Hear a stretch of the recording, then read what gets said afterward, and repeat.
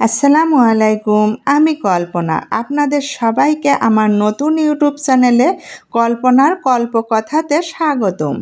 আমার খুব ভালো লাগে নিজের হাতে গাছ লাগাতে, পরিচর্যা করতে এবং সেই সাথে টাটকা সবজি দিয়ে পরিবারের জন্য অনেকটা ভালোবাসা যত্ন করে রান্না করতে। এই ছোট্ট ছাদ বাগানটি দেখেন।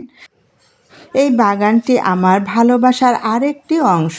এখানে প্রতিটি গাছের সঙ্গে জড়িয়ে আছে অনেক ভালোবাসা, যত্ন আর কঠোর পরিশ্রম এবং সুন্দর সুন্দর আনন্দের মুহূর্তের গল্প। এই চ্যানেলে আমি শেয়ার করব সহজ, সুস্বাদু ও আধুনিক ঘরোয়া রান্নার রেসিপি। পাশাপাশি দেখাবো কিভাবে ছাদ বাগানের থেকে টাটকা সবজি এবং খামারের থেকে ডিম, দেশি মুরগি ব্যবহার করে স্বাস্থ্যকর খাবার তৈরি করা যায়। রান্নার ছোট ছোট টিপসও থাকবে যা নতুন রাঁধুনিদের উপকারে আসবে এবং আপনারও প্রতিদিনের রান্নাকে আরও সহজ করে তুলতে পারে। আপনাদের সাথে শেয়ার করব শুধু রান্না নয়, শহরের ব্যস্ত জীবনের মাঝেও কিভাবে সুন্দরভাবে জীবনকে উপভোগ করা যায়, ঘর গুছিয়ে রাখা যায় এবং প্রকৃতির কাছাকাছি থাকা যায়, সেই সব মুহূর্তগুলো আপনাদের সঙ্গে ভাগ করে নিতে চাই। আপনাদের যদি ছাদ বাগান, ঘরোয়া রান্না, সুন্দর জীবনযাপন আর প্রতিদিনকে ছোট ছোট গল্প ভালোবাসেন, তাহলে কল্পনার কল্পকথা চ্যানেলটি সাবস্ক্রাইব করুন। ভিডিওটি ভালো লাগলে একটি লাইক দিন, কমেন্ট করে আপনাদের মতামত জানাবেন। আপনাদের ভালোবাসায় আরও উৎসাহিত হব। আমার ছাদ বাগান নিয়ে যদি পরিচর্যা বিষয়ে কোনো প্রশ্ন থাকে তাহলে কমেন্ট করতে পারেন।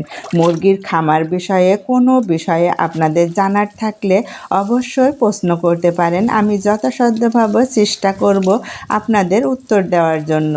এই চ্যানেলটিতে ভালোবাসা, যত্ন আর কঠোর পরিশ্রমের পাশাপাশি সুন্দর সুন্দর মুহূর্তের গল্প থাকবে। আশা করি আপনাদের অনেক ভালো লাগবে।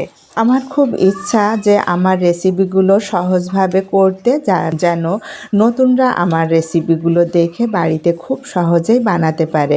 আমি বিশ্বাস করি একদিন আপনাদের ভালোবাসায় আমার পরিবারটি অনেক বড় হয়ে উঠবে।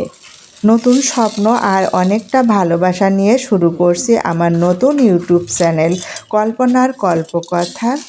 চলুন আজ থেকেই শুরু হোক আমাদের নতুন যাত্রা। নতুন নতুন সুন্দর সুন্দর ভিডিও, আনন্দঘন মুহূর্তগুলো আপনাদের সাথে শেয়ার করা। ভিডিওটি আর বড় করতে চাচ্ছি না। যারা এতক্ষণ আমার সাথেই ছিলেন তাদের অসংখ্য অসংখ্য ধন্যবাদ। সবাই ভালো থাকবেন, সুস্থ থাকবেন, আমার পরিবারের জন্য দোয়া করবেন। আল্লাহ হাফেজ।